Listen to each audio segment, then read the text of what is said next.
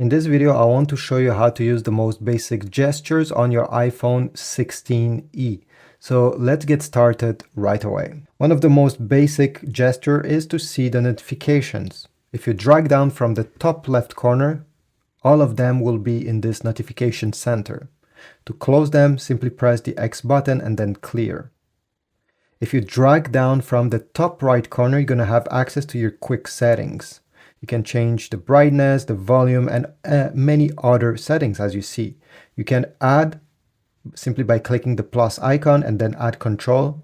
And you're going to be able to add many other icons controlling many other things of your iPhone. Now, if you open an app and you want to exit the app, simply drag from the bottom of the screen up, pass the middle of the screen and release. The app will close. Okay, just like that. These apps will still be open in the background. To see them, drag from the bottom of the screen up, but stop on the middle of the screen. Just like that. These are all the apps that are open in the background, and to close them, simply swipe up. You can do the same thing with 2 or 3 fingers to close 3 apps at the same time. If you want to search for anything on your phone, an app, a file, anything actually, simply when you're on your home screen, drag down with your finger from the middle of the screen down, like this, and you will enter search mode. So over here you can search for, let's say, an app, files, and you're going to see files, but also apps, and you're going to get many different suggestions, and you're going to find what you're searching on your phone. If you have multiple apps open and you want to switch between them, let's say I'm in this app, I want to go back to the previous app, simply swipe down below the screen over here, just like this, and you're going to switch between all the open apps. Right now I only have 2, but if you had more, you'll be able to swipe like this and go from app to app. If you're using your phone and with your finger you cannot touch what's on the top of the screen, you simply have to drag down on the bottom of the screen. I don't know if you see what I did. Drag down over here. And the top of the screen will simply go down below, so you'll be able to access it.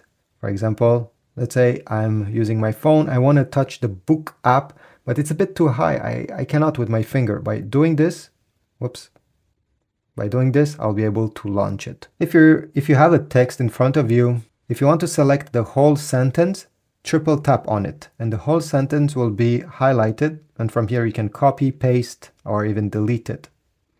If you want to select one word, simply double tap on it. So let's say eating here, if I double tap on it, the word will be selected. If you type something and you want to undo it, okay, simply take 3 fingers and swipe. You'll be able to go back in time and delete the last word you have typed or last thing you have done. If you want to re-put whatever was there, again with 3 fingers, you can put back what you have deleted. If you want to place this cursor anywhere on the screen, well, you can tap exactly where you want it to be, or you can press the bar over here and the whole keyboard will be like a big touchpad where you can guide exactly where you want the cursor to go. Now, since we're over here, let me show you the buttons that are on the iPhone 16e. Over here we have the volume up, volume down, and we have a custom action button that can be anything, and this is mostly what I want to show you.